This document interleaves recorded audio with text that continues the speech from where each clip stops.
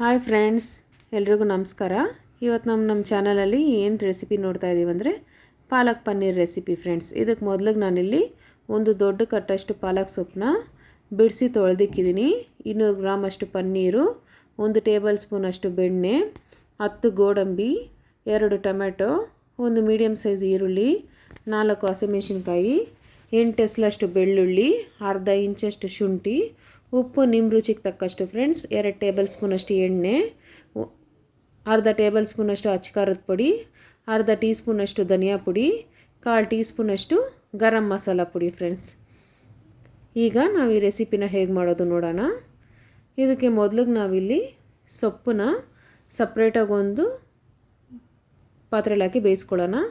ಇನ್ನೊಂದು ಕಡೆ ಬಾಣಲಿಯಲ್ಲಿ ಅರ್ಧ ಟೇಬಲ್ ಸ್ಪೂನ್ ಅಷ್ಟು ಎಣ್ಣೆ ಹಾಕ್ಕೊಳ್ಳಿ.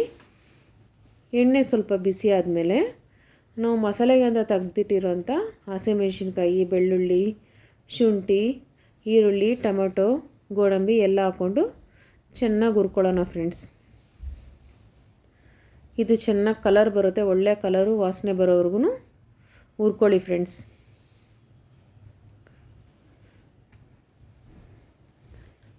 ಈಗ ನಾವು ತೆಗೆದಿಟ್ಟಿರೋಂಥ ಸೊಪ್ಪು ಬೆಂದಿದೆಯಾ ನೋಡೋಣ. ನೋಡಿ, ಈ ಥರ ಸೊಪ್ಪು ಒಂದು ಸ್ವಲ್ಪ ಮೆತ್ತಗಾದರೆ ಸಾಕು. ಈಗ ಸ್ಟವ್ ಆಫ್ ಮಾಡೋಣ. ನೋಡಿ, ಮಸಾಲೆನೂ ಚೆನ್ನಾಗಿ ಬೆಂದಿದೆ, ಫ್ರೈ ಆಗಿದೆ. ಈಗ ಎರಡನ್ನೂ ತಣ್ಣಗಾಗೋದಕ್ಕೆ ಬಿಟ್ಟು ಚೆನ್ನಾಗಿ ನೈಸಾಗಿ ರುಬ್ಕೊಳ್ಳಿ ಫ್ರೆಂಡ್ಸ್. ಹೀಗೆ ನೈಸಾಗಿರಲಿ. ಇನ್ನೊಂದು ಬಾಣಲಿಯಲ್ಲಿ ಅರ್ಧ ಟೇಬಲ್ ಸ್ಪೂನಷ್ಟು ಮಾತ್ರ ಬೆಣ್ಣೆ ಹಾಕ್ಕೊಳ್ಳಿ. ಇನ್ನು ಅರ್ಧ ಬೆಣ್ಣೆನ ಹಾಗೆ ತೆಗೆದಿಟ್ಟಿರಿ. ಈಗ ಬೆಣ್ಣೆ ಜೊತೆಗೇನೆ ನಾವು ತೆಗೆದಿಟ್ಟಿರೋಂಥ ಎಣ್ಣೆನೂ ಹಾಕ್ಕೊಳ್ಳೋಣ. ಈಗ ಬೆಣ್ಣೆ ಚೆನ್ನಾಗಿ ಕರಗಿದ ಮೇಲೆ ನಾವು ತೆಗೆದಿಟ್ಟಿರೋಂಥ ಮಸಾಲ ಪೌಡ್ರೆಲ್ಲ ಹಾಕ್ಕೊಳ್ಳೋಣ. ಧನಿಯಾ ಪುಡಿ, ಅಚ್ಚಕಾರದ ಪುಡಿ, ಗರಂ ಮಸಾಲ ಇದೆಲ್ಲ ಹಾಕಿ ಚೆನ್ನಾಗಿ ಮಿಕ್ಸ್ ಮಾಡ್ಕೊಳ್ಳೋಣ ಫ್ರೆಂಡ್ಸ್. ಹೈ ಫ್ಲೇಮಲ್ಲಿ ಇಡೋಕ್ಕೆ ಹೋಗಬೇಡಿ, ಸೀದೋಗುತ್ತೆ. ಸ್ವಲ್ಪ ಸಿಮ್ಮಲ್ಲಿ ಹಾಕಿ ಚೆನ್ನಾಗಿ ಮಿಕ್ಸ್ ಮಾಡಿಕೊಡಿ.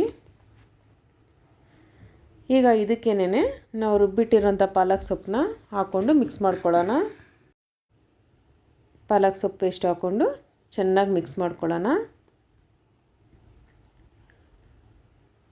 ಈಗ ಜಾರ್ಗೆ ಸ್ವಲ್ಪ ನೀರು ಹಾಕಿ ಆ ನೀರನ್ನು ಇದಕ್ಕೆ ಹಾಕ್ಕೊಳ್ಳಿ.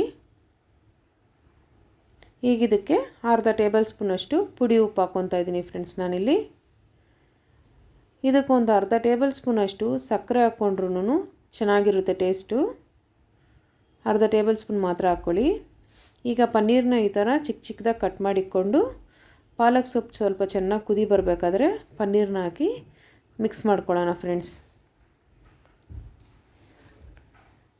ನಿಮಗೆ ಸಕ್ಕರೆ ಅನ್ನೋದು ಆಪ್ಷನಲ್ ಅಷ್ಟೇ ಫ್ರೆಂಡ್ಸ್. ನಿಮ್ಗೆ ಇಷ್ಟ ಆದರೆ ಹಾಕ್ಕೊಳ್ಳಿ, ಇಲ್ಲಾಂದರೆ ಸ್ಕಿಪ್ ಮಾಡಿಬಿಡಿ. ಇಲ್ಲ ಸ್ಪೈಸಿನೇ ಬೇಕು ಅಂದ್ಕೊಂಡ್ರೆ ಸ್ಕಿಪ್ ಮಾಡಿಬಿಡಿ. ಸಕ್ಕರೆನ ಹಾಕ್ಕೊಂಡ್ರೆ ಒಳ್ಳೆ ಟೇಸ್ಟ್ ಇರುತ್ತೆ.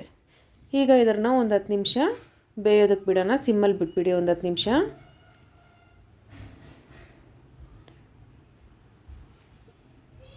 ಈಗ ನೋಡಿ, ಒಂದು 10 ನಿಮಿಷ ಚೆನ್ನಾಗಿ ಬೆಂದಿದೆ.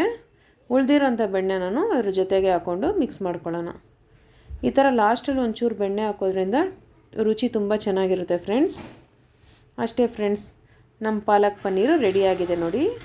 ಇದು ನಿಮಗೆ ಚಪಾತಿ, ಪೂರಿ ಜೊತೆಗೆಲ್ಲ ತುಂಬ ಒಳ್ಳೆ ಕಾಂಬಿನೇಷನ್ನು, ತುಂಬ ರುಚಿಯಾಗಿರುತ್ತೆ. ನೀವು ಈ ರೆಸಿಪಿನ ನಿಮ್ಮ ಮನೇಲಿ ಟ್ರೈ ಮಾಡಿ ನೋಡಿ ಫ್ರೆಂಡ್ಸ್. ಇದೇ ಥರ ನಮ್ಮ ಚಾನಲ್ ನೋಡ್ತಾ ಇರಿ ಫ್ರೆಂಡ್ಸ್. ನಿಮ್ಮ ಸಪೋರ್ಟ್ ಯಾವಾಗಲೂ ಹೀಗೆ ಇರಲಿ. ನಮ್ಮ ಚಾನಲ್ನ ಸಬ್ಸ್ಕ್ರೈಬ್ ಮಾಡ್ಕೊಳ್ಳಿ, ಲೈಕ್ ಮಾಡಿ, ಶೇರ್ ಮಾಡಿ, ಹೀಗೆ ಸಪೋರ್ಟ್ ಮಾಡ್ತಾಯಿರಿ ಫ್ರೆಂಡ್ಸ್. ತುಂಬ ಧನ್ಯವಾದಗಳು.